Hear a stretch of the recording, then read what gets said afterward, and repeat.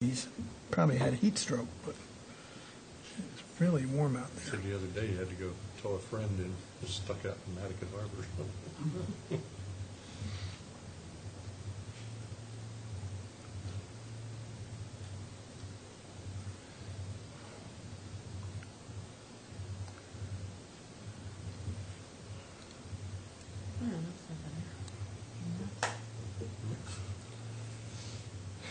Tree contract. WAIP ones, I think. Security and energy. Grants. Couple of trees. Yeah.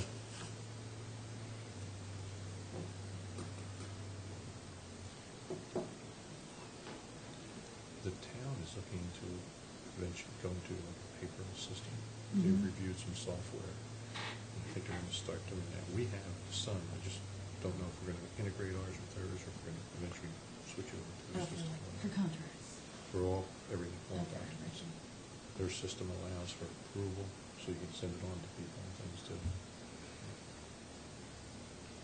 I must say, I give the selectmen a lot of credit for being able to work off their iPads with that agenda they have. Yeah. It's really, Well, their I like the packet gets to paper. be 200 pages long sometimes. that's right. Great. I mean, at least you need a bigger screen. Yeah. If they go that way, you may have to invest in computers for this table. Or I screens got of my some son kind. one of those 2-in-1s. It's a Yeah. computer and laptop, or a laptop and a tablet. The screen disconnects and it becomes a tablet, and it's a good-sized tablet too. Newfangled thing. Can't keep up with it. There he is. One's going down when does it go? Warrant? The warrant. When is it? When's Janine, when's this going down, Thursday? Tomorrow. Oh. What time? Would hope that, afternoon's fine. Oh. Afternoon. Okay, so I'll come in the morning. I'll drop Bobby off.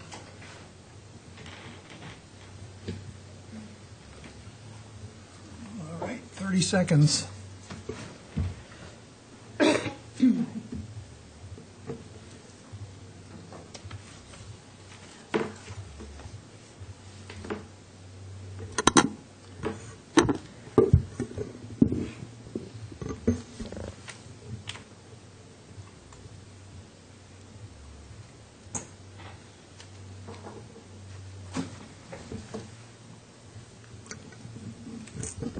Good afternoon. I'd like to call to order the Nantucket Memorial Airport Commission meeting for July 15th, 2014. With your indulgence, I would like to change around the agenda a little bit because Don Jacobs, the personnel consultant, is not going to be available till 6 o'clock. So we have Mr. Chamberlain from Jacobs here to talk about the master plan. And he's down, obviously, number 8, and we'll move him up. And switch 4 and 8, or whenever we get to 6 o'clock, we'll call Mr. Jacobs. Sounds good. Is that all right with everybody? Are there any comments on the workshop minutes of May 27th or the regular minutes of May 27th? No. Hearing none, is there a motion to approve? I'll make that motion. Is there a second? Thank you. All in favor? Aye. And I'd entertain a motion to ratify the warrant of June 30th, 2014. I'll make that motion. Second. All those in favor? Aye. Thank you. The next item on the agenda is the annual election of officers. We need to elect a chairman and a vice chairman. Are there Do any- you want to do that, or should we wait? Well, that's up to you. Commissioner? That's up to you. And I'm happy to go either way. I think it would only be fair to have a new He will not. person. He will not be at a meeting until the September meeting. Just so you know it. But that's fine. Whatever, however you want to do it. I would want to vote if I was a new member. Okay. Right. Fair enough. And if you'll put up with me for 2 more months, we'll go forward. Thank you. And I would tell you, you saw, I think, the note from town council about having him participate but not vote in these meetings. Is that all right with everybody? Yep. He's supposed to be calling in. Hopefully he can get through the phone system to get in here. So we'll hear from him shortly. Is there public comment at this time? Hearing, Dan, I'm yes. sorry, if I could take this opportunity just to introduce Brian. Sure, please do. Brian Turbot, the new town finance manager. Jeanette Topham, one of our commissioners, and Arthur Gaspari. You've met Dan Hi, and nice to meet you. Andrea. So had some good conversations with Brian. I think we're going to see a breath of fresh air and some good things coming out. So Look forward to a long and happy mutually happy relationship. Thank you. And thank you for coming tonight. All right. We'll talk about the master plan and sustainability. There we go.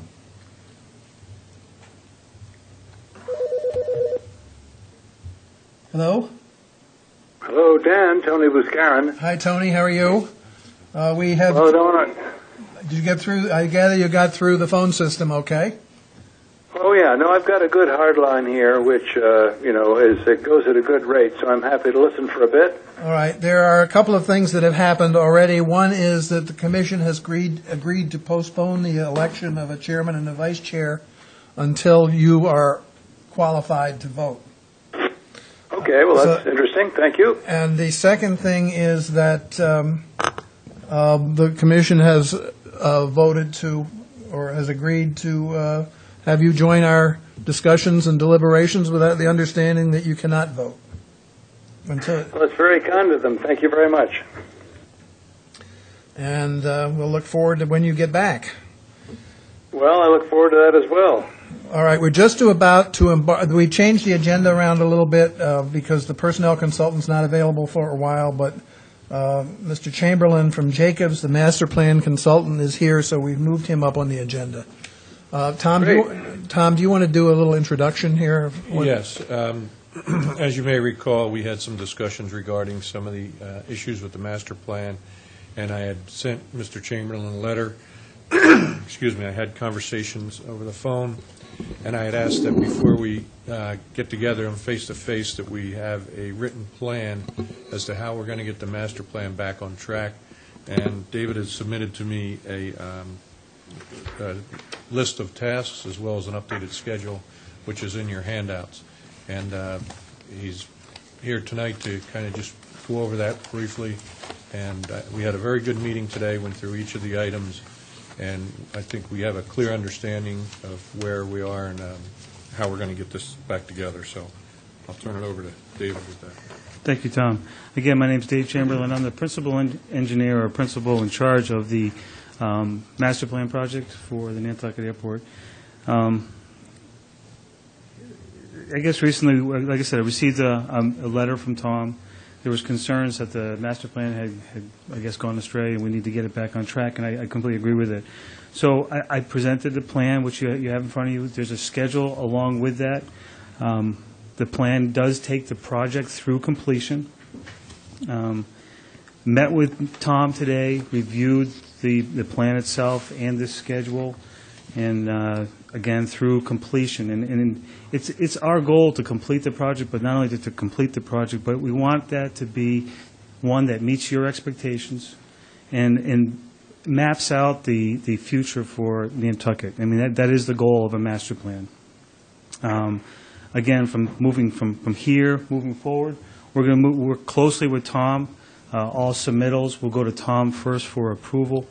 And just so you have some of the highlights that are in the plan, the first thing we're going to do, is we've already started, is to take another look at the forecast to address some previous concerns.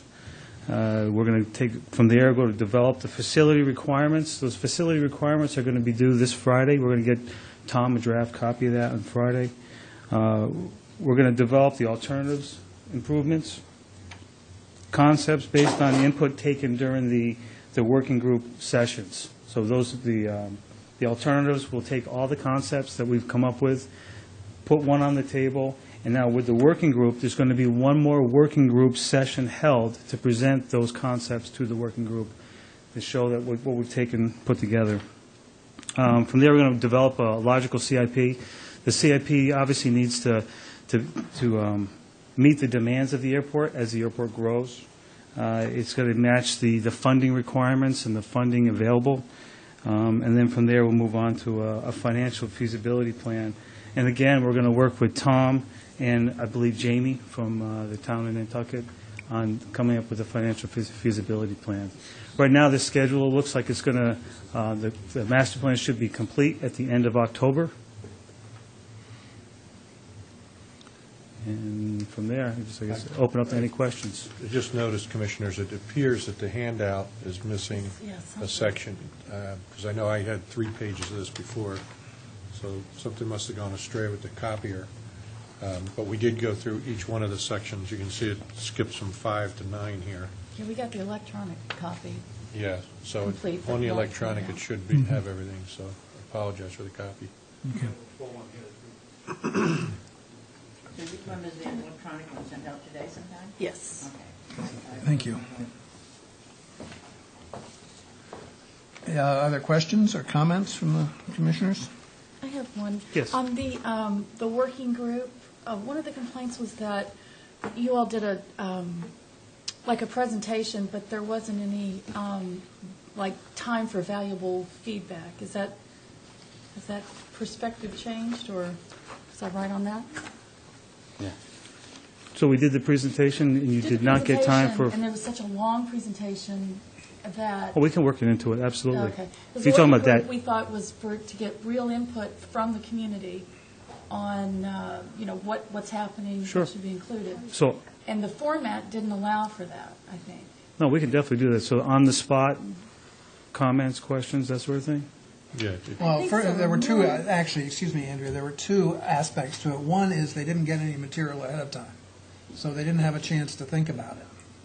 And secondly, the only feedback essentially was, well, there was a little more, but it was a clicker session to sort of get people's preferences without a lot of discussion of what, there was some discussion of what the preferences were, but not a whole lot. Okay. It wasn't nearly as interactive as I think it should be. Okay. We can get the material out in advance, make sure that they would get some responses back. When do you anticipate that session might be? I think is it on the schedule? I didn't No, see it's- it. I don't think it's on the schedule. No, yeah, it is. September 30th. There, someplace around there, sometime in September. Is it in here? It's on the scope of... The On Gantt the- chart page? No, if you look at the remaining work items on the top, on the first page of the remaining work items, Oh, yes, okay. Oh, yeah. on the top right. Well, what does it mean by optional? It was optional in the scope of work, but we're going to do it. I think we should take care of it. Like I said, we've taken all the comments. Because it was announced at the last meeting that there weren't going to be any more, and that was one of the things that got us upset. Okay, well, that was the discussion that Tom and I had today, that I think we should have one more working group Absolutely. meeting. Mhm. And like I said, we'll get the information out in advance and expect comments, wait for comments afterwards. Anything else? No, I was going to Yeah. say, Mr. Gaspar, I think has some comments. I know he does. Well, I was just hoping that the website would be updated on a more regular basis, and whatever information that you could get on there. It seems that it's been stagnant for quite some time, Okay. several months. And so just to bring to your attention that, it was very much advertised as one of the main ways to reach out to the community and get the information out there with drafts would be through the website, and then that doesn't seem to have happened. Okay, no, I'll bring that to the attention and make sure it gets updated regularly. I know, for instance, I think one of Chapter 6 was going to be complete this Friday, so we'll make sure after we get approval from Tom that we'll post it. That'd be But great. again, I want to make sure that Tom and whoever, anybody else you think on the commission needs to review it. I think the whole commission needs to review it, Okay. frankly. I'll just route everything through Tom for the approval. That's fine. Anything else?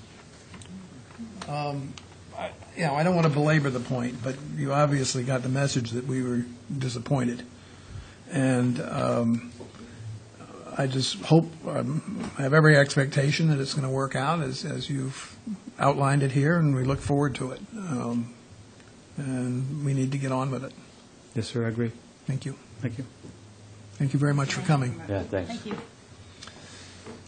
All right. Shall we do the finance update?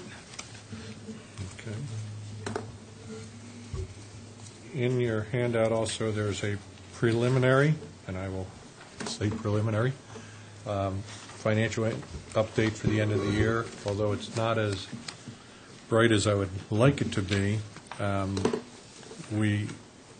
With the subsidy from the town, we would have a profit of $90,199.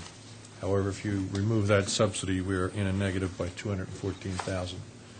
And again, this is preliminary, but it's pretty close. Jamie's done a lot of work and worked closely with Martin on POs and things, so hopefully it could get better, but I just want to caution that this is where we are right now.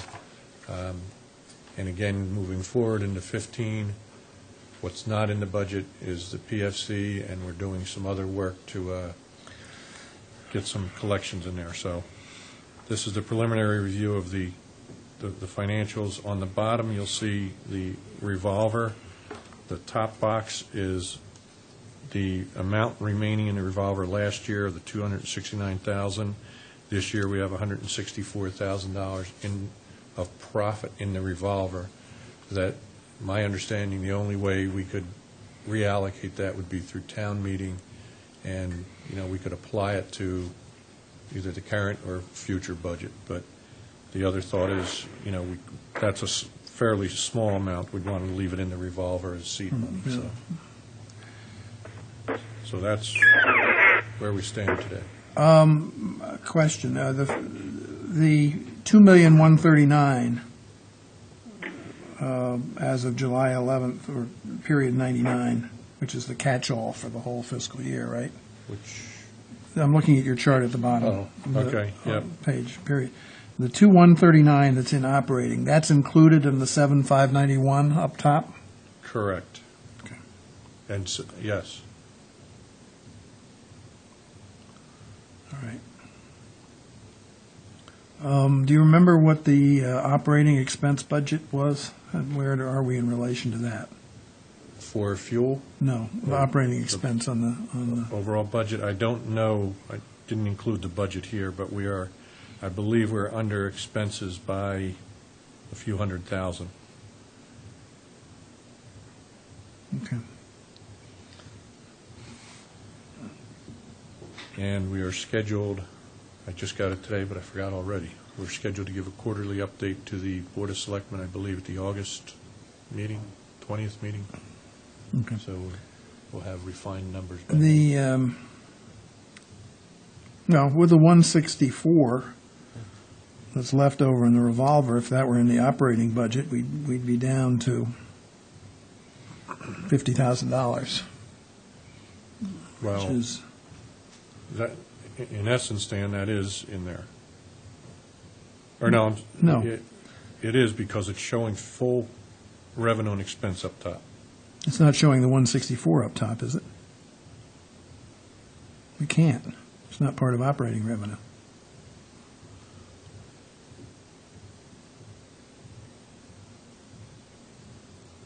Well, you can clarify that. We'll look at that, yeah. But I think it would be great, eventually to get this in a format where it's compared to operating and compared to last year, so we can know where we stand. Okay. But I think this format is fine. It's simple and easy, and we can get the underlying detail if we need it. Does the rest of the commission agree with that? Okay. Is that a question? Yes, I'm sorry. Or comment? I think that it would be helpful to be sure that once this is solidified, that we get this to the master plan consultant. And I think that this very much highlights one of the main concerns and one of the main objectives that I was hoping for out of the master plan, which is the financial feasibility piece. And in several years, we really haven't adjusted a lot of the fee rate structure, and we've been on this, let's wait for the master plan and justification. And I think that, tying that together I went through that is- today with David, and Section 10, I believe it is, of the master plan. Yeah, I saw that. And I liked when I just looked over this, that it's basically, we have the full allotment of time still Yeah. to do that. And I think that this highlights the need to be sure that that's done and done accurately. When we tie that back to our forecasts, it's one of the main things that I see as so important for the master plan process, is to be sure that we figure out what we need to be appropriately charging where, so that we're not running everything quite so close. Yeah, we want to eliminate that subsidy. Right. And if we don't get the relief from the legislature on the revolving fund, we may want to consider not taking up the full amount that we might have available under the town's 10% cap, but starting a little lower, because it's our understanding that the amount of the cap can be raised by agreement of the Board of Selectmen and the Finance Committee for the fuel revolver. Correct. So that we don't end up with this. Excess in there, yeah. But I do think it's also notable that, the money that flowed into the operating account, even looking at the $100,000 difference left over in net profit, we're still talking about $400,000 in additional fuel revenue this year. Mm-hmm.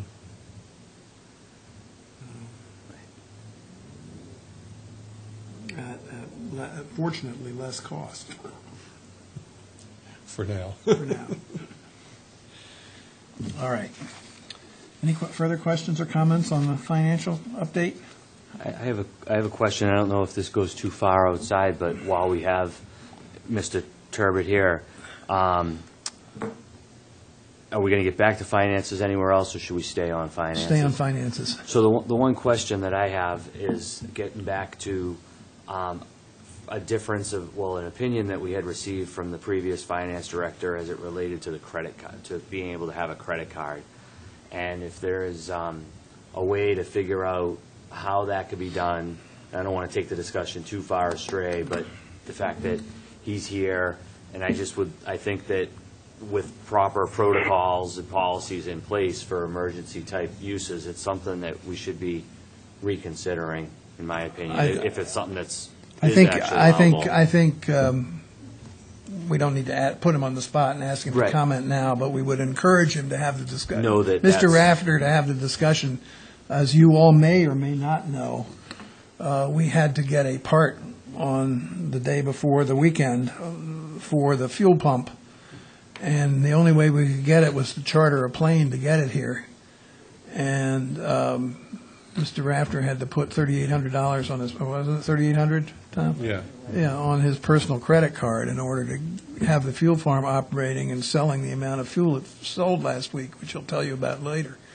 Otherwise, we would have Right, really so- been in the soup.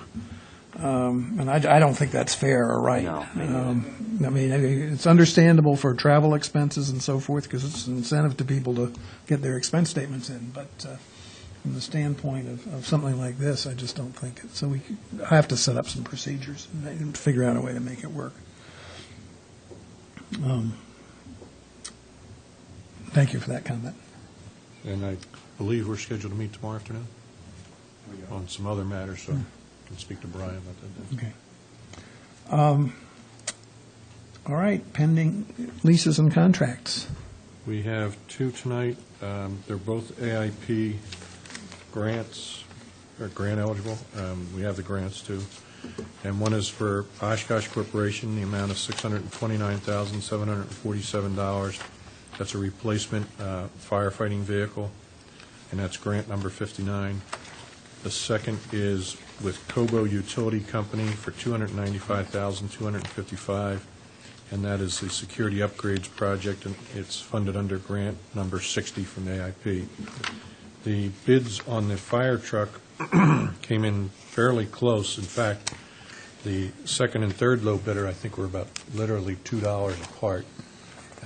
Oshkosh was the low bidder, and that was probably about a $20,000 difference. On the security project, Cobo was much lower than the nearest bidder, so we got a very good price on that one. That's a reimbursable, right? Well, they both are. Well, not, there's a difference between a reimbursable grant and your normal AIP grant. I'm sorry, they're AIP grants. I Yes, misspoke, yeah. only because of different pots and procedures right. and how we get the money, so. But they're they're AIP funded at 95%, I believe it is, and state at 2.5%, and our share is 2.5%. Okay. Is there, we can do these together, I think, unless somebody objects. Is there a motion to approve these two contracts with Oshkosh Corp. And Cobo Utility Construction? I'll make that motion. Is there a second? I'll second. Thank you, Mrs. Planzer. All in favor? Aye. All right, next item, let's because Mr. Smith and Mr. Cohen are here, let's move to the formerly used defense site FUD status.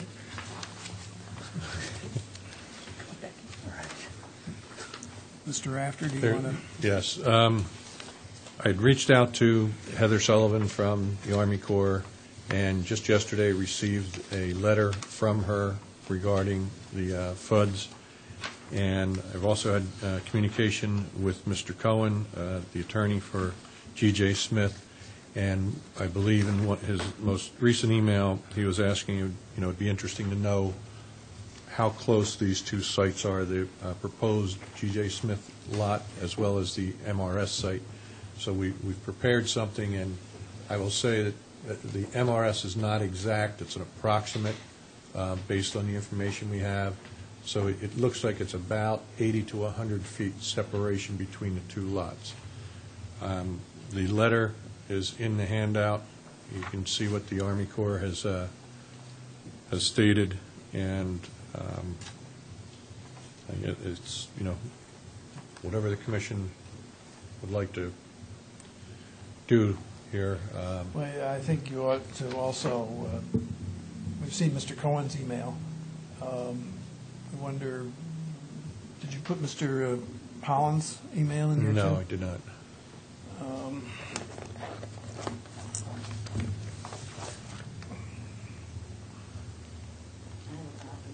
You have it printed out? You want to read it? No? Well, Please, would you read it?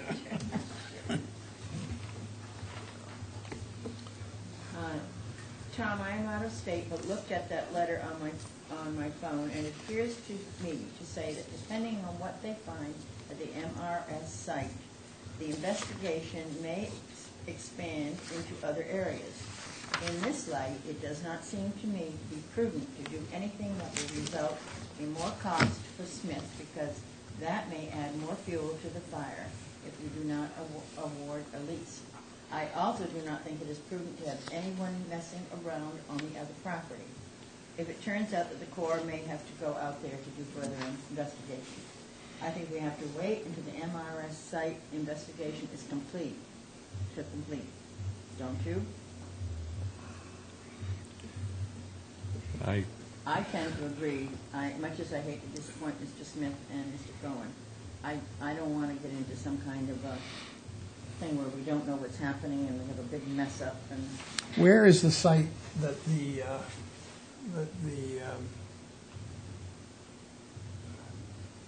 XRO came from? The unexploded ordnance is right around where that white box, just below the white box, it says MRS area. So it was in that space? There's a pile right in there, yes. Yeah, okay. I gotta say, I disagree. I think we can move forward and have agreements, lease, whatever we move forward with, that says they can test it, and if something is found, then it ceases and then resumes at some time, or either side can opt out. I mean, I think there's some way you can keep it moving without exposing yourself. exposing the airport to liability. Mr. Sparrow? I tend to not agree with that and think that when I read this one sentence, it also in light of Mr. Holland's advice, as well as the sentence from the Army Corps that says, we recommend limiting intrusive activities immediately surrounding the MRS until we've completed our field investigation. And we're talking about 100 feet. It's nothing. I hate to disappoint as well, but I'm really trying to take a position of concern for the airport as well, that if we overly complicate this and we've allowed additional expense on their part to go forward against the advice that we've received from both council and my reading from Army Corps. I see where I also read Mr. Cohen's letter. I try to think of it from both interpretations, but when we have our own council suggesting that, to then push forward, it seems to me to be taking undue risk for on behalf of the airport, and that's unfortunately, as much as I would like to help you keep the project going, that's how I'm hearing it and reading it. I guess I don't understand what the risk is. If the Army Corps of Engineers says they'll still pay for it, what's the risk? That's the way I read the letter, that's saying if they do it, the excavation, it's not going to jeopardize the funding. They'll still do it. That's right. And they'll use those results as part of their study. Right. What if this becomes a contentious matter, something is found or not? In other words, how do we now adequately protect the position of the airport? And it becomes that we've already heard about how much they've already invested. Now they invest that much more into further investigation. But that would be part of an agreement or a lease or some sort of document that you can agree that if something's found in the lease is ended, or, I mean, there's some provision for it. I'm not sure exactly. And without, But you can limit your liability, I think, by agreement. I would want to know and see that, and then have our council also support that. When our last piece of advice from the council, and the only advice at least that we have at this point, in which case I would go with, and I hate to just keep pushing things off, but at this point, all I really, I'm not an expert in the, and I'm trying to read this, it seems that we're told immediately surrounding, we're given a distance of 100 feet, which in my opinion is immediate vicinity. From the picture, there's all sorts of stuff going on around, Well, I think already. it's back in here. It's back in this Right. area. But Right. this is the, right? The MR, as I understand the MRS. I mean, I want to help the I had tenant, a but thought that I talked to Mr. Rafter about this morning, and we're not going to get into negotiations here with you, Mr. Smith and Mr. Cohen, so we'll make that clear right from the beginning, but we're just talking about ideas. My thought was that if they want to go ahead and assume the risks, that, and this all has to be run by council, there's no question about it, that we suggest the preparation of a lease, which would, that would be signed before we went any further, and would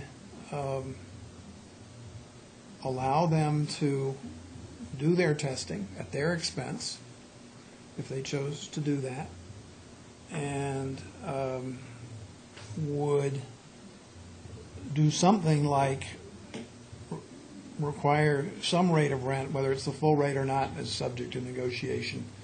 If something is found, that rent would cease, and actually we might consider rebating it for the period where they've been there. Again, assuming that we're not damaged, we can get appropriate indemnifications and so forth. But I think I think it's worth exploring, because otherwise it's going to be a year or more before anybody has an answer. And, 100 feet is a long way if there was a pit where stuff was dumped. It may not be so far if they just poured liquids of various sorts all over the ground. But they'll know that fairly soon. And we know what we found when we had the pile that was removed from the other property tested. So I'm inclined to agree with Mrs. Planzer that we should at least explore the options and ask council to consider the options available to us if we were to move forward with this. Is there another area that would be appropriate or be usable? for My them understanding rather than is that this? even if we identify another area, that we would have to put out a separate RFP for that. That's my understanding from the procurement rules. I'd feel more comfortable with that, honestly. I'd rather go that route and then not have this all be up in the air as to whether, as Mr. Disparrow says, a risk to the town and to the airport particularly. I mean, I'm trying to get the airport to be on a good ground. That's why I'm here, and not to be making risk or trouble for the community and the town and the airport. So, I certainly sympathize with them, but I just feel that that's the way I feel. Is that I would rather them put the RFP out and get a new area if they're interested in that. So. We hear from Mr. Cohen, maybe? If you'd like to speak, sure. Sure, I'll be brief and I'll respect the request not to negotiate, but I guess what I would say is that something in line with what Chairman Drake and Commissioner Palanza have said is acceptable to my client, that if there was if the airport should basically have no financial or injury liability here, and that's what you're responsibly trying to avoid. You don't want to interfere with the federal program, and you don't want to take on any liability for yourselves, and you don't want anybody to get hurt. And all of those are fine. So if you want to enter into a lease that has provisions that requires my client to do certain things and then or allows you to cancel the lease if other things happen, that's fine. We want to move forward with something that's fine and not move forward with something that's not fine. And we could throw up our hands and say we don't know, or we could let my client put his money where his mouth is and let him pay privately for the testing. And if it shows that there's something that needs to be cleaned up, he would either then have to clean it up or you cancel the lease. Or you could even reserve the right to cancel the lease, either way. But we'd like to try to move forward with something. It's not an insurmountable challenge to do the testing and do the remediation. And if you want us to even wait until the Army is done, we think that the Army Corps of Engineers is going to be done in November. If you wanted us to wait for that, we could potentially wait for that test to be done first, because it might show that that you have clean boundaries. We want to work with the airport to do this in a responsible way, and I think that it would be easy for council to draft terms that give you all the protections you need, financially and otherwise. And so if you'd like to work on something like that with us, we'd be happy to. Thank you. Thank you. Is there no other area that you're interested in that we might have if we could put out a new RFP?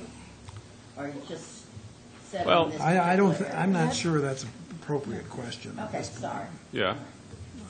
We're really talking about this Okay. lease. It gets a little tricky. Yeah. We'd like to make this work. I think it's to the benefit of the airport to let somebody privately pay for testing this other site and potentially cleaning it up, as long as the protections are in the lease to allow the airport to, either require things or get out. And my client's interested in a deal like that. If you want to, suggest some terms. Thank you.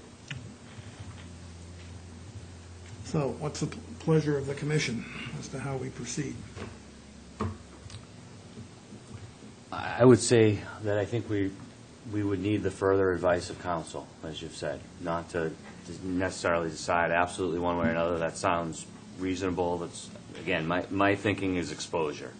And the worst case scenario that all of a sudden everyone's agreeing and working together, but something we don't expect happens, the parties are no longer in agreement, have to get into a dispute, if you will, which we all hope to avoid, but how do we protect the position of the airport and the town should, in that event, that happen? So maybe we should present to council these ideas. Right. And see if we can't work something out. And that's who I want to receive the advice from. At this point, the last piece of advice I was just given from council was just what Ms. Topham read, and, that was not necessarily to proceed.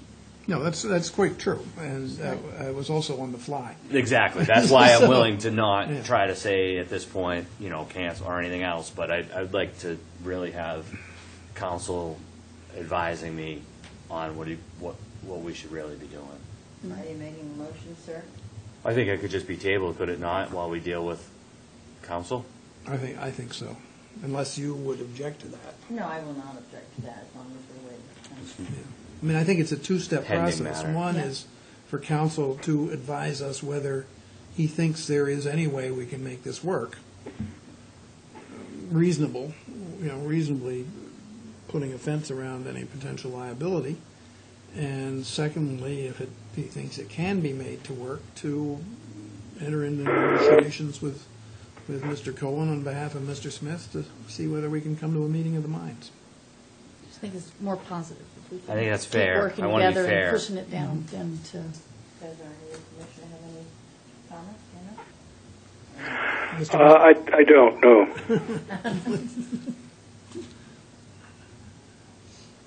Right. Being 4,000 miles away makes it a little tough to make a decision about anything I can't even see. And you can't vote anyway, so. No, we're just in the Well, there it is. But if you have any thoughts. Well, I'm gonna hold off until I get back there. Okay. All right, thank you. All right. Mr. Rafter, you understand what the commission has asked? Yes. Thank you. I'll reach out, I believe I do. I'll reach out to Mr. Holland. All right. He's on vacation, I think, the rest of this week, but I will get back to him. All right.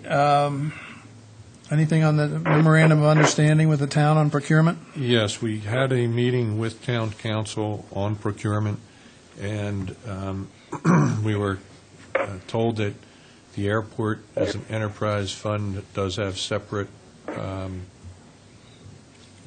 whatever authorization, I think it was called, for the $10,000 limit of purchases. So we are not combined with the rest of the town departments.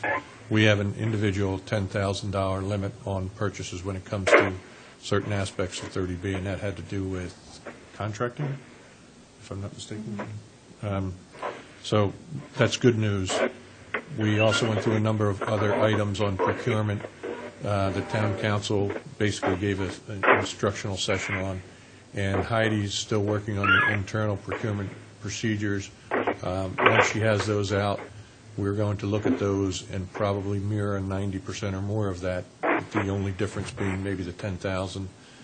We've also worked to modify some of our internal procurement processes to tighten up some of the purchase order request procedures. And once we have those two pieces together, we will put together a draft MOU and work with the town on that. So we're making progress. Heidi was joking at the meeting, too. She said she had it. It was done in May, but there's one piece she was waiting for, and that was what the session with the town council was. So hopefully we can get that finalized. All right, good. All right, thank you. Hangars 5 and 6. Mr. McGrath, thank you for your patience. We have a request from Mr. McGrath, who owns hangar number 6. The situation is that the hangar is in some need of repair, but the duration of the agreement is not very long. As a matter of fact, it expires, give me 1 second here, November 30th. Or, I'm sorry, stand by. Didn't we? I'm Saw sorry? something on that? There's, No. I don't think there's a I name haven't down seen on that. anything about this. As I understand, the lease expires November 30th, 2015. This is, again, it was just put on the agenda for beginning the discussion of the request.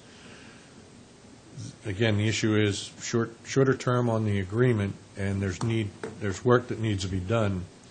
What Mr. McGrath would like to do is proceed with the work, but he'd like to have an extension on the agreement to amortize the portion of the work that needs to be done. This issue came up about a year ago, and we ran it by town council. Rick was looking into it, and he got some type of response back from what he calls the 30B people in procurement with regard to the use of the aviation exemption on whether or not we can extend the term of the agreement. The thought was that we may possibly be able to extend the agreement on a basis where if the owners invest in the hangar, we could amortize that cost over a period of time and then prorate it back if, in fact, there was anything to happen between, during that, if we were, for whatever reason, to knock the hangars down, move them, or whatever. So, again, I put it on here just for discussion purposes. Mr. McGrath is here. He can explain it probably a lot better than I can. But that's the heart of the matter is there's work that needs to be done on those hangars. There's a very short period on the lease, and they would like to get the repairs done, but it's fairly costly, and they don't have a lot of time to amortize it over, that short period of time. How long would you normally amortize those expenses? If you were, is it 5 years? I mean, probably maybe Janine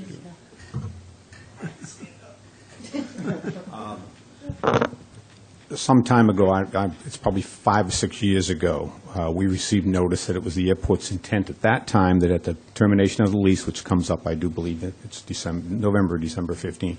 At that time, it was the airport's intent to demolish the buildings. And that was the last real official word that we got on those buildings. And we've had, since Tom's been here, we've been talking about it. So basically, the maintenance kind of stopped on the building. It's like, well, let's not keep spending money because at that time it was the intent of the airport administration to have those hangars just demolished.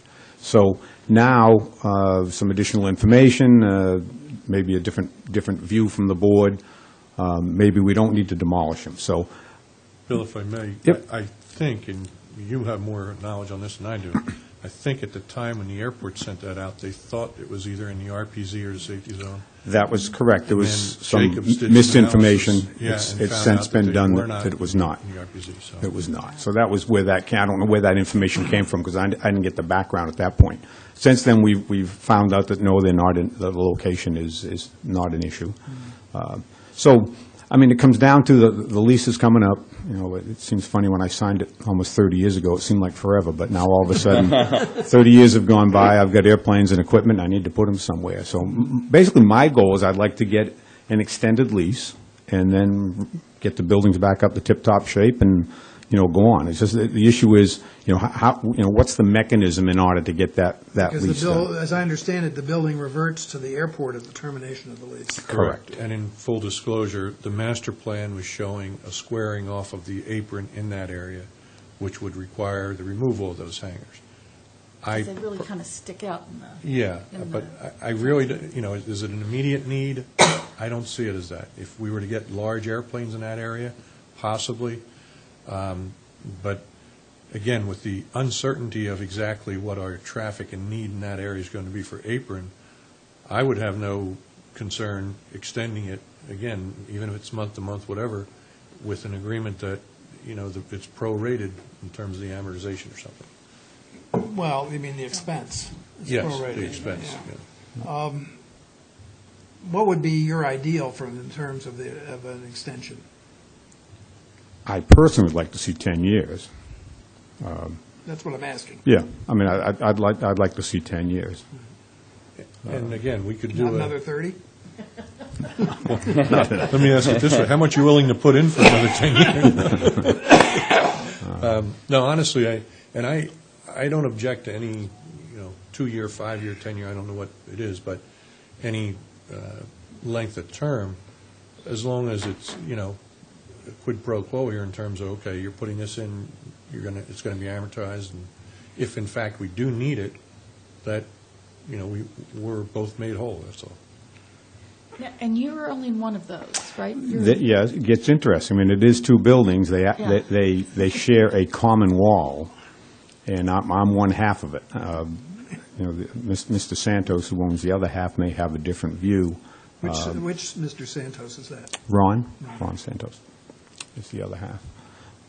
He and I have talked very briefly about it, and Is his lease up at about the same time? It's a little bit before mine. For some reason, it's, I don't know the exact date. I think it's months before mine. For some reason, they ended up being a little different.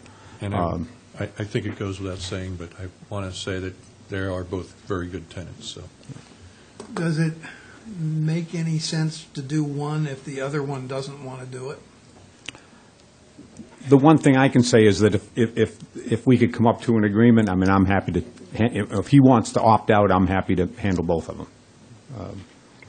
It may be the easiest way to go. All right. Oh, to like assume his lease or? Whatever, yeah. I mean, Something. if for some reason he did have a partner in his, and I don't know all the details, but I know that he no longer has a partner. I have a feeling he may not have the same long-term interests that I may have. I don't want to speak for him, but. Ron did approach me a few months ago and asked what, the long-term was, and I said I didn't see anything happening in the next couple of years. So he is interested in staying, as far as I know, but I don't know exactly how long. But basically, the only reason we wouldn't do something of this sort, even if we had to go through procurement, is because we might be tearing those buildings, want to tear those buildings down. Or relocate them, yes. Or relocate. Well, I would assume relocation wouldn't necessarily be a problem if we could come to an agreement on that.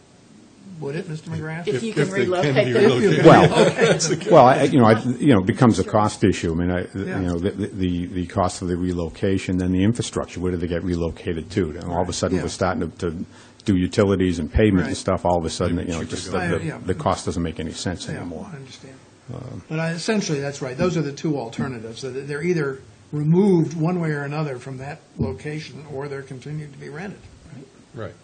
I assume they have to be together. I mean, it has to Yeah, be, well, Yes. it sounds you like can't do one side party and balls not the don't other, split right? very I well. mean, No, not really. I mean, well, I shouldn't say that. I mean, Crazier things. you to could do. dismantle half of it and have, if for some reason, I don't know why you'd want to do that. But But you could do repairs on yours and without affecting his. Is that right? really, the biggest issue is the roof needs to be repaired. We have water leaks that is, my hangar happens to be all finished off inside with kind of a nice hangar, and with the leaks, I'm now having issues with damage inside my hangar.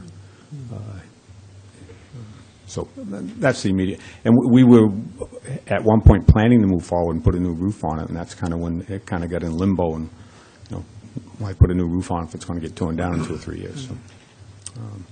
So we're just trying to find a mechanism to, I want to get things moving forward, and also a plan. The issue, the basic issue, as you understand, is that whether the aviation exemption applies, which apparently it does, although whether council is willing to go out on that limb without something in writing from the Attorney General's office remains to be seen.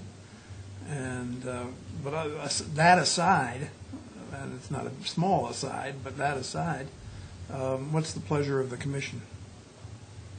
I'm supportive. I just wanted to add that at the last master plan working group, one of the questions I had asked was about hangar space and demand and need, and there was overwhelming sort of response, and that, that is needed. So I would not want to see us moving to sort of get rid of something for more ramp when we have them, and I would like to see us work to make this happen. I concur. I concur as well. Mrs. Concur. Mrs. Planzer, you're nodding your head, so I assume you're concurring. I'm concurring that Yeah. we'll move forward Yeah, with that- trying to work with them to figure out a way Legalities. to extend it for some period of time. Right, Great. That's what I'm concurring with. okay. Tony, did you say something? I think you Oh, I said- say, extend the lease. Okay, thank you. Thank you. I will work with All right, thank you, council Bill. to Yeah. propose some modification to the lease and get back to Bill. Okay, where are we on time? Let's see, why don't you do the GA change order update? The GA building change order update, we're requesting the commission to ratify change orders number 20, 21, and 24R, with the total amount of $7,662.69. I had signed these under our previous agreement that anything under $10,000 I can approve. We are awaiting signature from the contractor. We now have that. This is all part of the final cleanup. There are still a number of PCOs that are outstanding, and you'll see on your handout at the bottom there. We're working, I should say, speaking French, that Janine is working very closely with the contractor and the architect to reconcile the final change order requests. So I'd like to ask the commission to ratify those 3 PCOs. Is there any discussion? Is there a motion? Make a motion to ratify the PCO 2021-24R in the total amount of $7,662.69. I'll second Second. that motion. Any other comments? All those in favor? Aye. Aye. You can't vote, Tony. Oh, Sorry. I'm just getting some practice. All right. Thank you. Tom, why don't you start your report, and then we'll... Okay. Along with the other items on the GA building, I just wanted the commission to know that we are proceeding with irrigation and grass at the facility. Johnny's received some pricing, but we're going back to verify that they have submitted the proper pricing as per the procurement rules, because this would have to be a prevailing wage job, so we want to make sure that the contractors knew that and that they're giving us the right prices. The control tower project, we received 10% design yesterday. There's a meeting July 30th to review the 10% design. That's moving along quite well, and Janine is working diligently with the FAA to prepare the pre-qualifications for contractors, so that once the bid we're ready to go to bid, we have pre-qualified contractors so we can continue this process along in an expedited manner. The security project, the ARF vehicle and master plan, we've already discussed. On the operations side, as Dan mentioned before, we had some challenges with our fuel farm, the jet farm in particular. On Thursday, before the holiday, it went out of service. We were able to locate a part after we searched literally in 6 different states, I think it was. Got the part there in time before the bad weather. Johnny did a great job, replaced it, and then Johnny and Lara were all working well together. Saturday morning, Lara walks in and the farm goes down again, this time for electrical reasons. Luckily for us, Mr. Marks, a former employee, was passing by and assisted Johnny Grangrade and Lara in getting some pieces from the avgas pump, putting it into the jet pump and getting that working. Just so you understand the magnitude of it, we would have probably lost in the neighborhood of $270,000 in fuel sales if that work was not accomplished. Because The second or the whole, no, the second piece of it. Either one. Yeah. So they did a great job. The staff did an excellent job. Laura, Johnny, everybody that was involved, I can't thank them enough. Very significant. They all realized that it was important and got it done. And the overall staff, operations, maintenance, everybody, on the 4th of July weekend did a tremendous bang-up job. The sales were up, I believe, by about 17% over last 4th of July. So there was about an extra $90,000 in total sales for that 5-day period. Another subject, carbon neutral ceremony went very well with the governor. The Nantucket Flying Association Aviation Camp went very well. They got to meet the governor. They also had Chris Hart, the chairman of the NTSB, come in and speak to them. And Mr. Hart also had a presentation for the public over at the Egan Maritime Museum that went very well. Also on July 4th, in terms of the operations and things, we did have to close down runway 1533 on Sunday. When I got out there at about 3:30 or so, there were 7 large aircraft parked on 1533, and Preston and his gang did a tremendous job, so kudos to them also. Was that the most that were out there, or were there? I believe that was the most that were out there on that runway. And just so you understand, it's very difficult when we do that, because you're essentially running an entirely separate operation. He has to staff it with people. We have to run a bus back and forth. We put somebody out there to park airplanes. We got to get the catering out to them. It's a little bit of a challenge to do it. But we had previously spoke with FAA before the holiday weekend about the possibility of issuing a ground stop if needed, because if it got down to a safety concern, we wanted to make sure we had some relief valve. We worked with local control tower, they worked with Cape Approach, and everybody was prepared, if need be, to issue a ground stop. The concern with the ground stop is it has a ripple effect into the entire system. And FAA wants to make sure you're doing everything possible before you make that final call. So we didn't have to issue a ground stop, but I have to tell you, there were aircraft in rows lined up waiting for parking positions, and our folks were on the radio asking people to pull out, even with their, they're not ready to go, but their engines are running, just pull up a little so we can get somebody else in there. And it worked out. But we did not have to go to a ground stop, thank God. Just a reminder for the Commission, our full-scale exercise is scheduled for September 24th, and that is the triannual exercise where we have to institute a full-blown emergency exercise. The planning phase has been going on. We have more meetings throughout July and August for that. We also have a tenant meeting Thursday at 10:30. And we're working with Mass DOT's contractor on economic impact study update. You may recall they did one a few years ago. They're in the process of updating that, and we've completed some surveys, and they've asked us to distribute other surveys. So it's a very good thing for the airport. It's good for the DOT in presenting their argument to the overall government, the political side of the House, to get the funding needed for aviation. And as I mentioned before, MassDOT Division of Aeronautics does a tremendous job. This year they did all the crack sealing. They've done paint for us. They provide us funding for the vehicles. They provided us the guard system. There are a number of benefits to it. So any way we can help them in that economic impact study, we try to do that. I would like to just remind, too, the Commission, this week we have Excuse me, for those of you who aren't familiar with a study that they did 5 or 6 years ago, basically this airport is responsible by the measures that they use for about 4,000 jobs in the state. Right. So, Direct and indirect. And they do a good job. It's not, I've seen other economic impact studies where sometimes it's kind of skewed a little bit, but they're very detailed. I think it was the third biggest impact of any airport in the Commonwealth. Commonwealth, yeah. Again, just a reminder, we have a couple of staffing challenges this week in particular.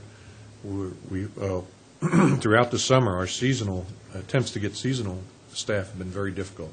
We had one for maintenance. He had to leave. He got another job. Lars had challenges in the FBO. We think we have a good lead on another prospect. The line service crew is short, too. And it's not, we attempted to hire people. They just either didn't show up for training or couldn't make it on their schedule. So, and we have on the full-time side, folks out, one out on emergency, one out on medical, one out on vacation, another on family leave. So this week's kind of thin right now, but we're trying to get to all the items. And in that same regard, I'd like to announce that we have a new team member on the airport. Mira Taylor Carberg was born at 9/37 on Friday at 8 pounds, 11 ounces. Noah's wife had her baby, so congratulations to them. And the only other items I have, Dan, 2 travel requests. One is for the Northeast chapter of the AAA, August 9th through 13th in Buffalo, beautiful downtown Buffalo in August. I have a meeting to attend there, and the AAA National Airports Conference, September 27th through 28th in Portland, Oregon. As I mentioned before, I'm the chair of the Technical Services and Facilities Committee, and I have to present an oral report to the board at that National Airports Conference. That's all I have. All right, any questions? Shall we try to reach Mr. Jacobs? This room is unbelievable. All right, Tony, I'm going to try to conference in the, Dan, I'm Compens- sorry, do we want to, there were a couple of other items, that personnel, do we want to, sure, if you want, we'll dispose of those first? sure, if you want. There was a personnel subcommittee held, the meetings, or meeting minutes, I think we distributed. They're in the handout. And I just wanted, there's also recommended change to the non-union personnel manual in your handouts as well. I spoke to our attorney today, David Jenkins. He unfortunately couldn't see our latest version that we sent to him because he was on his phone traveling today, but he did say that he would get it back to me as soon as possible. So that change is being reviewed by legal counsel. It had to do with the exempt, non-exempt status of non-union personnel and accrual of comp time. And to kind of lead up before we get down on the phone, Well, I think we should consider this and take a vote on it subject to council's Subject to approval, council if review. it's all right Okay. with everybody. Could we summarize the changes? I mean, I haven't had a chance to, Yeah, just got this. I think if you want to do that, Dan, or I could do it. Go ahead, Tom. I think essentially what it's doing, Arthur, is changing the accrual for, and I always get these confused, non-exempt personnel from 100 hours to 50 hours, and putting in that they must be used within essentially 18 months, within the following 6 months of the time period that they're accrued. And They have to with- be, they can be accrued in a fiscal year and have to be used by December 31st of the following. of the calendar year in which the fiscal year ends. Okay, thank And you. that there's a process for my approval for those as well. This also actually states the 40-hour work week, which we put into effect. Yeah. Okay, thank you. And it's exempt from Fair Labor Standards Act, is the exempt, non-exempt? No, well, it's not exempt from the Fair Labor, it's a Well- definition provided by the Fair Labor Standards Act, but correct me if I'm wrong, Mr. Rafter, but my understanding is that there are certain job classifications and job descriptions which will render a person exempt, and they're thus not entitled to overtime. Right, and they have been notified. We just made some recent changes with council on that.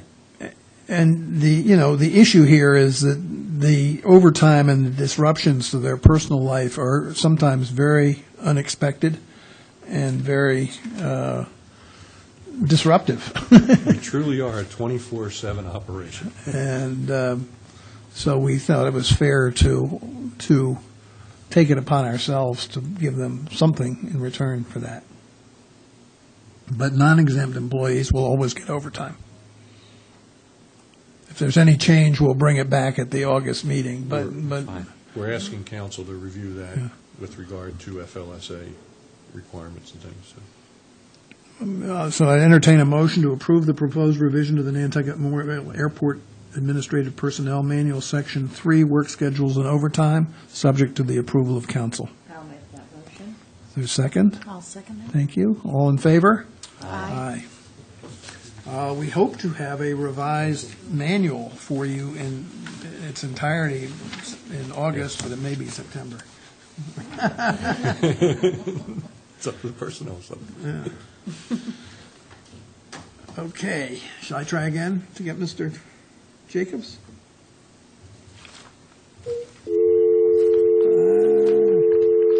Did I cut him off? Damn it. I did. How do I do this?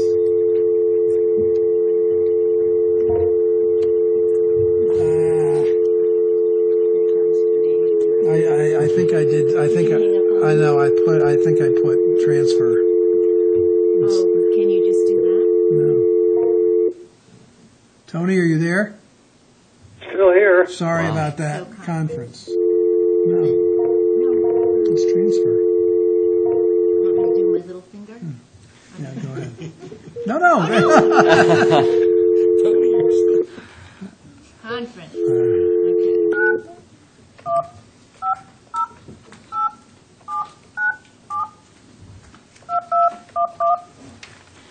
How do I get it back on?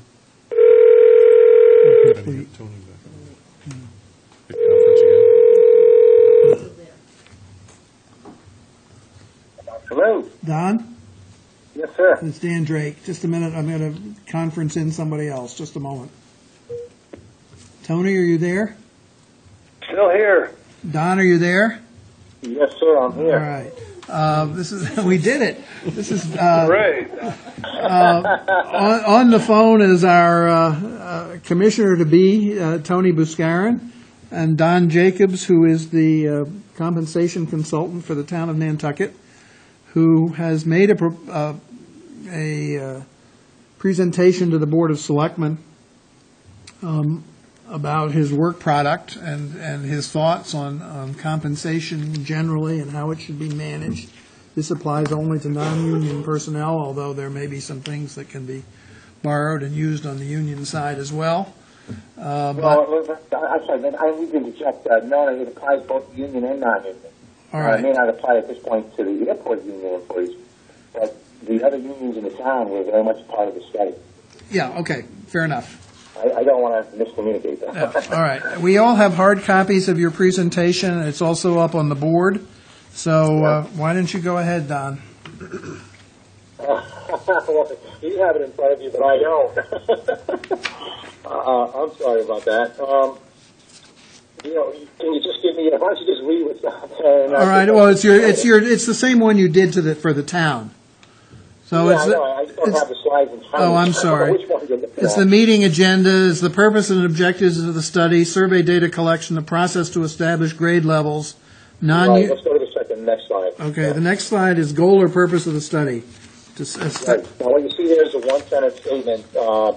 It basically highlights the goal being the purpose of the study, and that was to be able to compare positions to one another, and also then and by comparing we mean classify them, and also then determine compensation for not only positions but also employees. And what's underlined is both in a fair, which means consistent. So the point there is what I've recommended to the town of Nantucket is there be one way, one process established to compare positions to one another, and one way established to determine how to pay a position and then how to pay an employee. Doesn't mean the numbers can't be different. In fact, they are different, but the process should be the same. Now, the other part of that sentence talks about equity, which I define or describe as competitive. And again, I think the main purpose of that overall sentence is to emphasize that this was a market study, not a cost of living study. Okay, All right? thank you. The next slide is your conclusions. Well, you can read. Why don't you read? Job descriptions have been updated consistent with what the town requires an employee to do, and the minimum qualifications required to carry out job duties. That's correct. So each one of these, that's right. So in other words, job descriptions have been written consistently. They're all the same format. I've written job descriptions for some of the positions in the airport, and those haven't been presented to the commission for the simple reason that, to write just some of them and not know what the rest of them are is kind of, it's disjointed. It's just not, they're not connected. Right. And the second objective would be to develop a classification plan for each group of employees. So in the airport's case, correct me if I'm wrong, but you have your own independent union. That's correct. That's right. That's what I thought. So it's just as you have a mix of non-union and union employees in your department, let's say. So they would have two separate plans. Now the non-union employees in the airport, what I've recommended to the town manager is that the non-union employees be incorporated into the town's non-union plan. Well, we'll see about that. Well, that hasn't been decided. Hasn't been finalized. I'm just saying that was my initial. As a non-union employee, in my mind, is a non-union employee, no matter what department they might be in. Maybe really, we'll just have to see how well they fit. Well, that's right. I agree. I understand. But I'm just sharing with you that was my presentation. And then the third bullet is. I mean, if they're part of the plan, well, I don't know. Maybe it's premature to discuss what meaning being part of the same plan is, because if we have a system, for example, of job evaluation and so forth that is different from what the town uses. Yeah, that's not what I mean by this. What I mean by this is strictly how the position is paid would be the same. You could decide to have a performance evaluation system for employees at the airport that is not done in any other department of the town. That relates specifically to paying the employee, assuming that performance ties to compensation, which I don't know if it does or not. But the point is that what we're really trying to establish is a consistent way to pay physicians based on two principles. One, what you require the employee to do, in this case, what the Airport Commission requires employees to do, and then secondly, what the Airport Commission establishes as the minimum qualifications. And what that means is the knowledge, skill, and ability that's required to carry out those job duties on a position-by-position basis. So the process of evaluating your non-union employees, whether they're part of the non-union classification compensation plan or a separate non-union classification plan specifically for the airport, the process would be exactly the same. Yep. Now, they may differ. Obviously, the grade level structure, if it's just the airport, may not have as many grade levels as the recommended non-union plan has. The process would be exactly the same. Right. Okay. That's really what I mean by that. All right. And the last point was about compensation, I think. Yeah, compensation plans have been developed for each group of positions.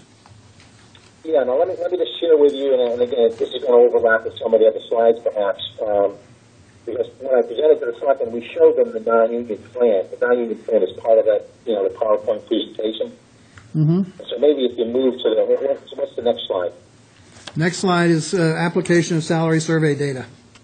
Correct. That's good. So again, the process would be the same no matter what group of employees we're talking about. And what we propose to do is to use survey data differently than the way the town of Nantucket has used it in the past. And the difference really boils down to using survey data to develop a midpoint in the proposed range structure. And then linking the minimum and the maximum of each salary range to that midpoint, or what we call a benchmark. So when we say the ranges are quote-unquote market-driven, what we mean by that specifically is that the survey data was used to develop the midpoint. Now, whether you use an average median or an average mean, known as the midpoint or the average of the survey data, we use the survey data on a grade level by grade level basis. So we take all the survey data for one grade level, for the positions in that grade level, and we use either the average mean or median, the midpoint of the survey data. We rule out the highs and lows of the survey data on a group or grade level by grade level basis. And that's what that third bullet means. Don, if I may, this is Tom Rafter. One of the things that we have discussed was, when Don did the work for the town, they benchmarked against other town departments.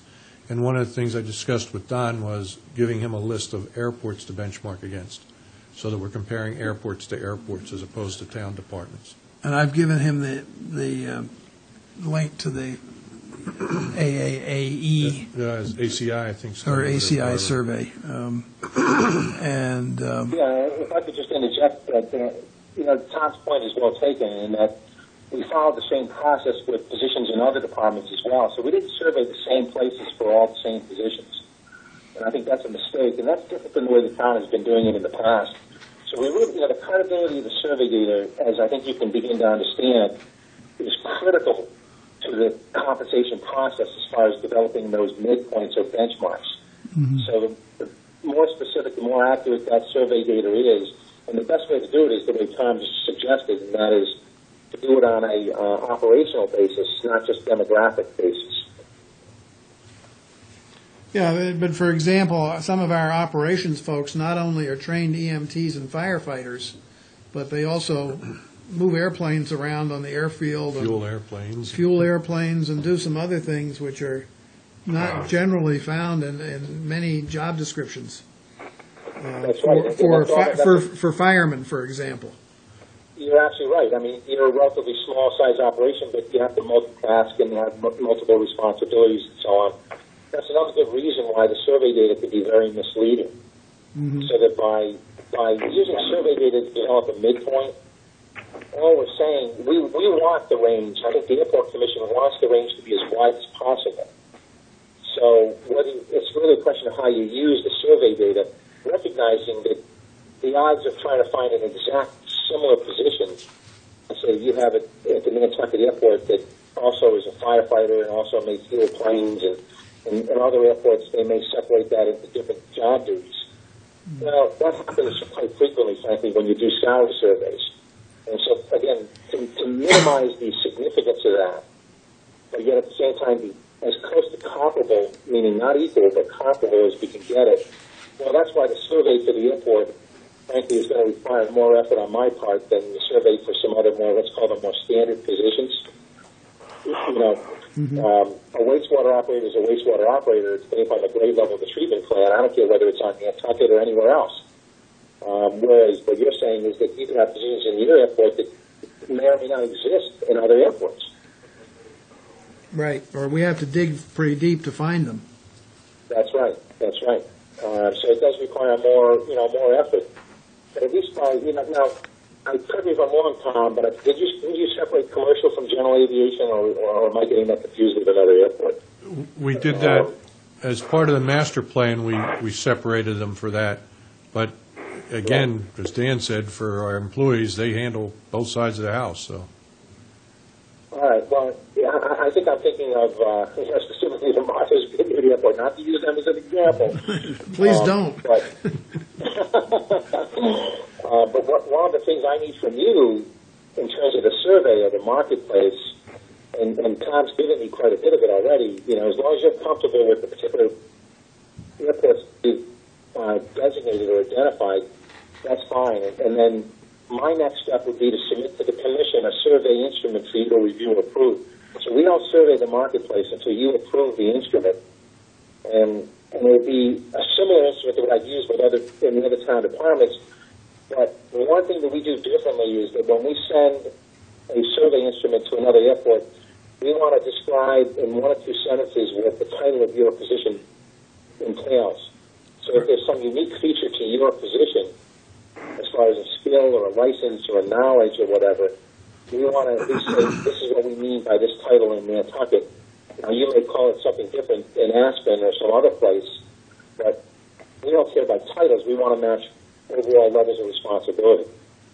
So the survey, my next step, once you give me the go-ahead, would be then to submit survey instrument to you for the Commission to review and approve before we survey the marketplace. And if I'm not mistaken, Don, that's the critical point. And even if we can't get enough comparable job functions or whatever, I think the Commission could come to an agreement with Don Jacobs and say, okay, here's the midpoint we want to start with. Don's point about making that range as wide as possible is very good in terms of a management tool. And the overall processes as well. I mean, we either create or hire new people, and we kind of pull it out of the air where we're going to put them in terms of a salary range.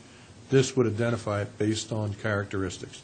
So I think the overall study would be a very good tool for the airport, and it's going to take a little bit of work, but I just wanted to get the Commission familiar with the whole concept and idea and how we're hoping to proceed with Don. Yeah, if I could just add to that, Tom, my background is in terms of who I am. I'm really all about giving you, being the Commission, what I describe as flexibility to make what you think is the best decision for the airport relative to compensation. And one of the problems that the town of Nantucket has, and I haven't seen your whole plan, so I'm not talking about the airport at all, but I can talk about the other departments, is that they have very, very little, if any, flexibility in their compensation plan. Now, how they pay an employee is really determined by if they have steps, whatever those steps might be. And the only other way they pay employees today is based on whatever the town approves as a cost of living, quote-unquote, increase. That's it. And I can assure you that that's not what I've recommended to the town of Nantucket. I've recommended several other criteria, several other ways of developing or paying both positions and employees, but it gets down to the fundamental principle that Tom just mentioned. And the rule of thumb is the wider the range, the easier it is to manage compensation, assuming you understand that it doesn't mean you're automatically placed on the minimum or the maximum number.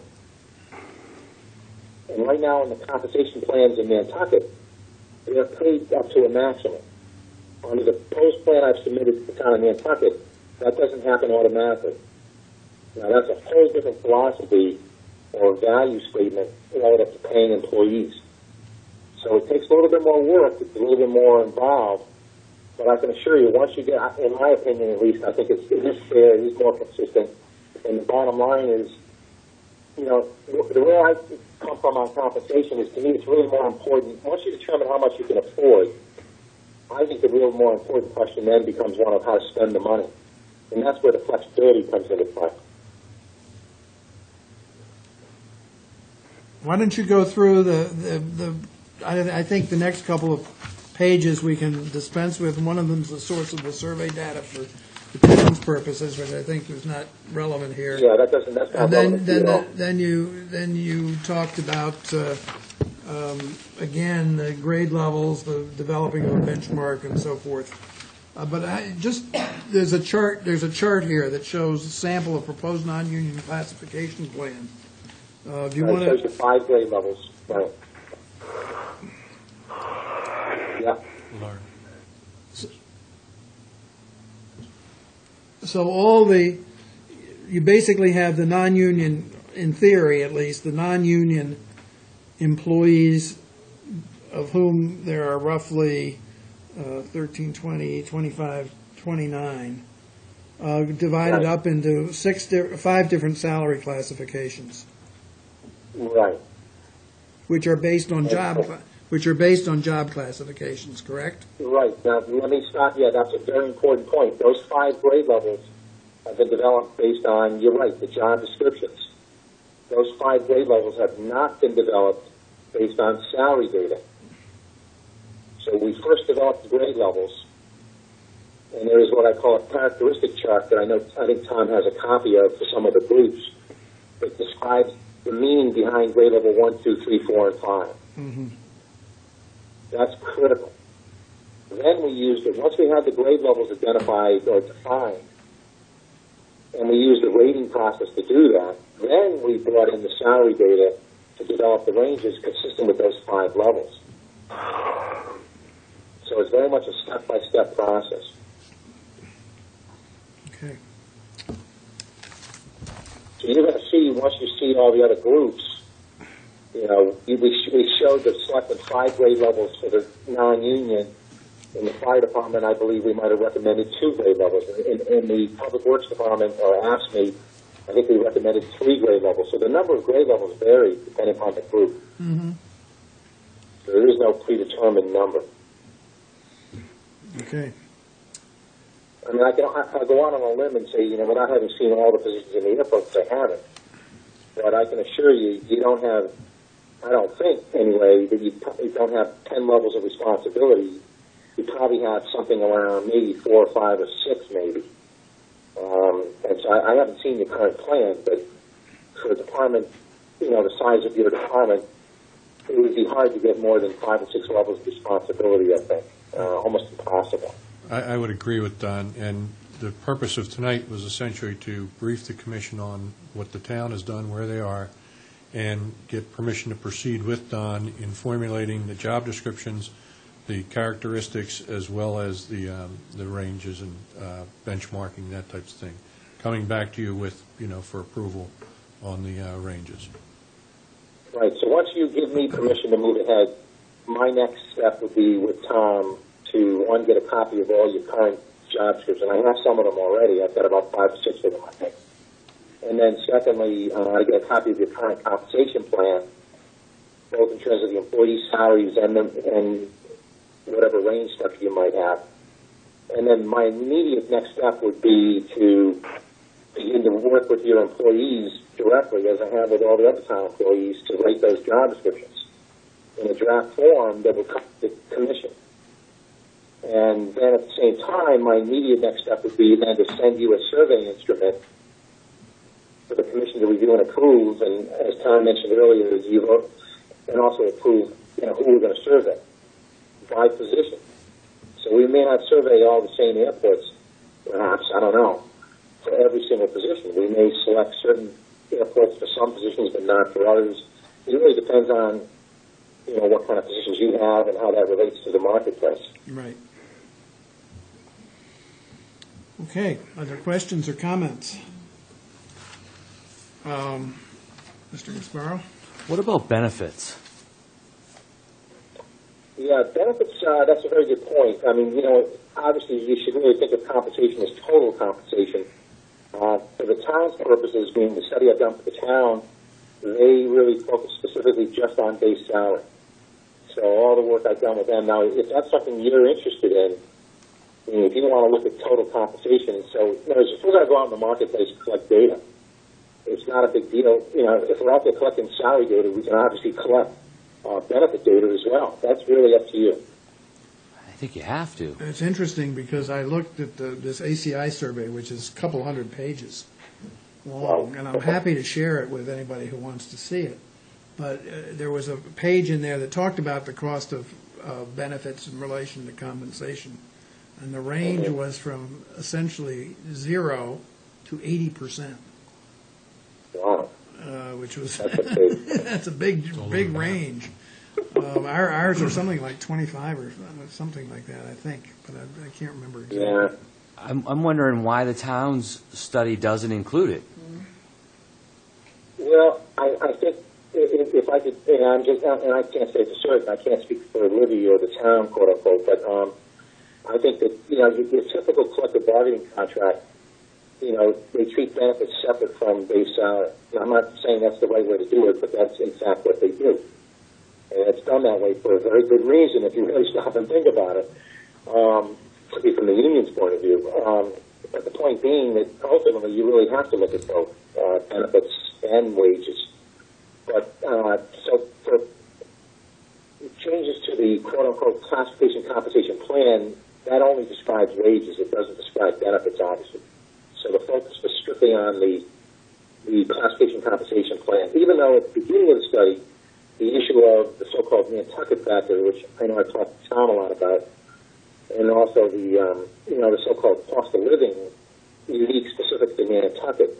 Ultimately, the town has decided not to really move in that direction or really get into that.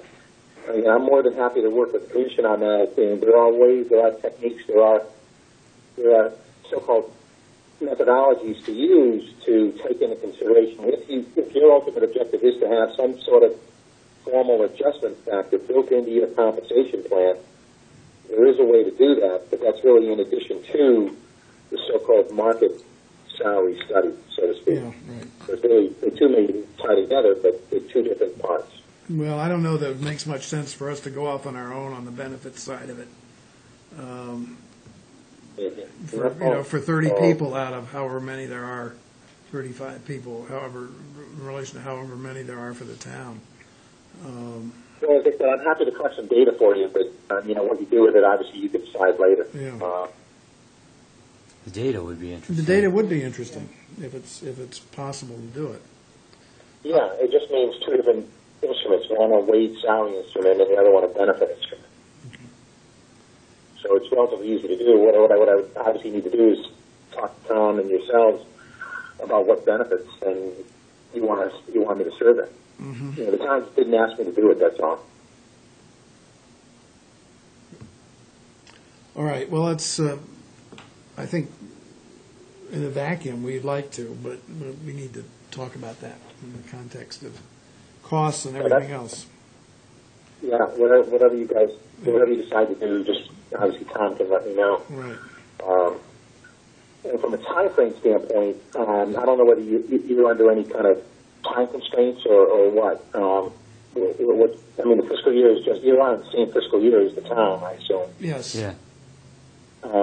We're not in a huge rush. I think we'd rather do this right than fast. Right. And you always have the right if you want to. Our next commission meeting is August 12th. Okay. So that would give you some time to get the instrument ready and so forth. Yeah. So once you give me the go ahead, then what I would get to you by that meeting is the instrument I would show you the form we use to write the job description with, and begin the process. And then I would plan to be out on the island to meet with your employees sometime before. And my objective would be to write your job descriptions, let's say by the end of August.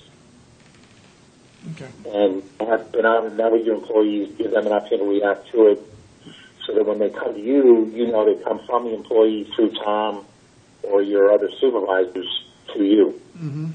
Right. Okay. Thank you. Okay? My pleasure. So just let me know when you want to move ahead. We will. And I look forward to working with you. It's really, what I always enjoy, I always like to say, Dan, that even though I've never run an airport, and, to do the work that I do, it's better that I don't know anything about what you do and how you do it. My job is to learn what you do on a position-by-position basis. So I have no preconceived bias, no, opinions or anything. So I could be as objective as anyone could possibly be. Mm-hmm. In this case, that's actually a strength, I think, not a weakness. Okay. Very good. Okay. Any other questions? Before you go, just let me make sure there are no other questions. Well, I have a question, probably. How is this being paid for? Is this already all included in what the town is paid for, or is this going to be something you're going to be billing the airport for? My understanding is it's part of the contract that the town has, as I'm looking at Brian. That's from Libby. Libby sent me an email saying that the airport was included in the original contract. If we asked you to do the benefits, would that involve an extra charge? Absolutely. Yeah, it absolutely will. When the town wrote their bid spec, I guess they incorporated the airport into what they called utilities, for lack of a better term. And, they didn't mention specifically, like, for example, the water department was at one point going to be part of the study, and they opted not to participate at this point. It was never really made clear to me, to what extent the airport, whether the airport was going to be involved or not, I never really knew, nor did the town tell me, frankly, when I began the study. And that was part of the confusion, frankly, right at the beginning. We went ahead and wrote job descriptions for the handful of positions that I guess, correct me if I'm wrong, Tom, are the non-union positions. Yes. And, if we're going to add the union positions to the study, in my opinion, that's additional work on my part. Mm-hmm. What was included in the original study were the non-union positions at the airport. The only thing we didn't do was the survey. And I didn't develop a separate, there's a range structure that's been developed for all non-union. Now, you may decide ultimately to have a separate compensation plan specific for your non-union employees or positions, and obviously you have a right to do that. And that's fine. That's part of the study. But So are you saying that the contract that the town has with you does not cover the union positions? That's correct.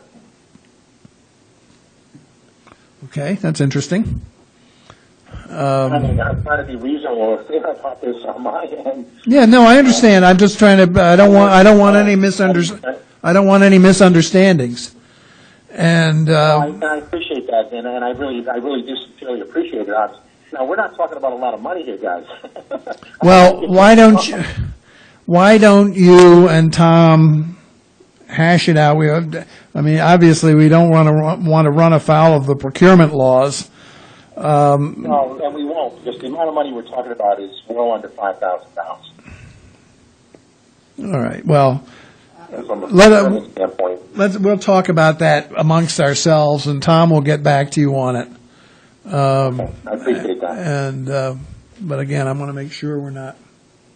I want to be sure we're not going to get charged extra or too much extra. Right. Exactly. Yeah. Right. Yeah. I like that phrase, too much. Well, 5,000 is a lot, so I don't know what your original contract was. I can tell you, it's public information. My original contract was $30,000. Okay, thank you. All right. And I likewise. There's no secrets. And I can assure you that's a very reasonable, for the number of position titles. And regardless, the point being that, in my opinion, and I'm just giving you my personal opinion, the non-union positions at the airport is fine, and I agree with Tom 100%, which is why I went ahead and started writing those job descriptions right from the get-go. What I didn't do is follow through with the airport employees, and I didn't At the same time, complete. In fact, I really didn't even start this survey. So. Okay. All right, well, thank And that was you. only because it wasn't really clear to me what the overall scope of the service was going to be. All right. Thank you. Thank you very much, Don. Appreciate You're your joining welcome. us tonight, and Tom will be getting back to you. Great. Thanks again for your time. I appreciate it. Thank Have you. a good night. Good night. Night. Tony, you still there? Yes, sir. It's getting late in your neck of the woods. What's the Well, it's ple- not that bad. what's the pleasure of the commission? I'd like to know what the extra cost is going to be. I mean, I think it all sounds wonderful the way he's saying it, but I really don't know how much is it going to cost us? Well, I will get with him and ask him what, if any, additional costs are, or what's included, if you will, in the town. What if there's any additional costs for the union and/or the benefits as well, and get proposals before we proceed. Right, thank you. I think I would be agreeable if the total cost is less than $5,000 of authorizing Mr. Rafter to proceed, so we don't. I would agree. It would come out of our professional services Right. budget line item. Right. I find it and consider it to be more important to not be short-sighted about it, where we have a consultant, we're this close, to leave data off the table that might help us or future commissions make these decisions and operate the airport, I think is worth it. So we can literally weigh the benefits.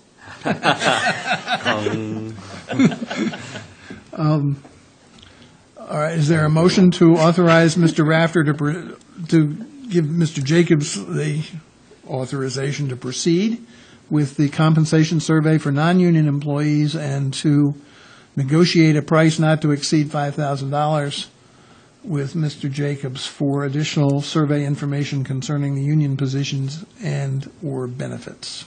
Hopefully both. So moved. Is there a second? Second? Any further discussion? All those in favor? Aye.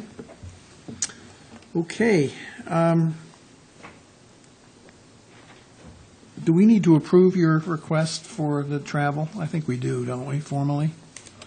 I'll make a motion to approve Mr. Rafter's request for August 9th to 13th and September 27th to 28th. Is there a second? All those in favor? Aye. Subcommittees, probably should wait on that until September.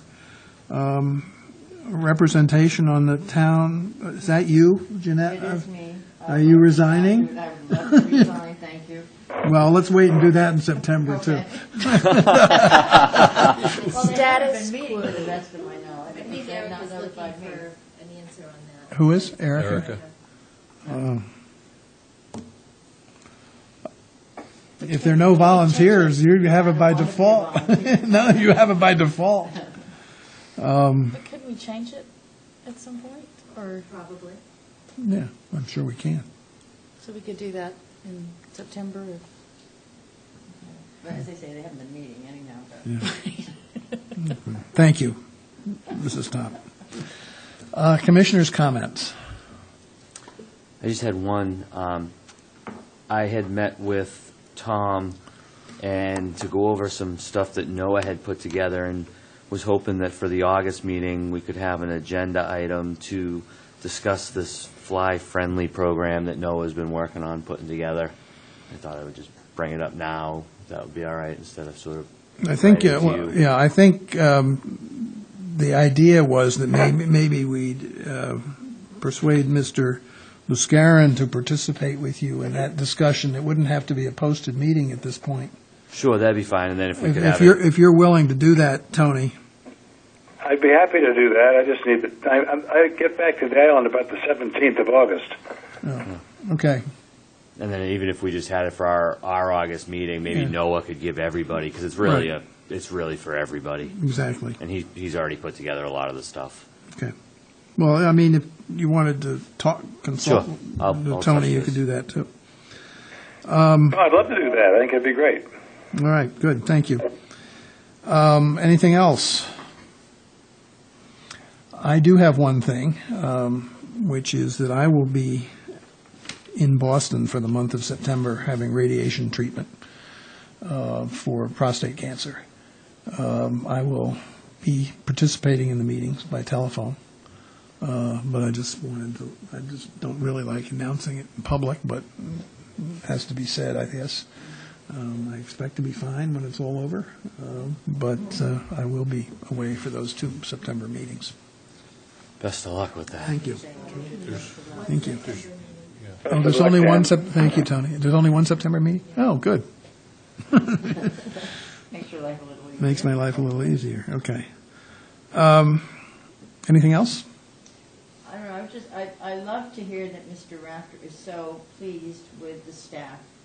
And they come forth and they do these things, and we've had a couple of emergencies, and I just can't say it enough that I really thank you very much for the staff. Thank them, they're very dedicated. Yes, and just want to reiterate. Makes that. my job much easier, trust me. That's good, that's good to hear. Is there public comment at this time? Hearing none. I would entertain a motion to go into, and you're welcome to stay for this, because we're talking about labor negotiations, if you're interested. Okay. No, it's up to you. Out of here? I'm sure Bobby would be happy to go with you.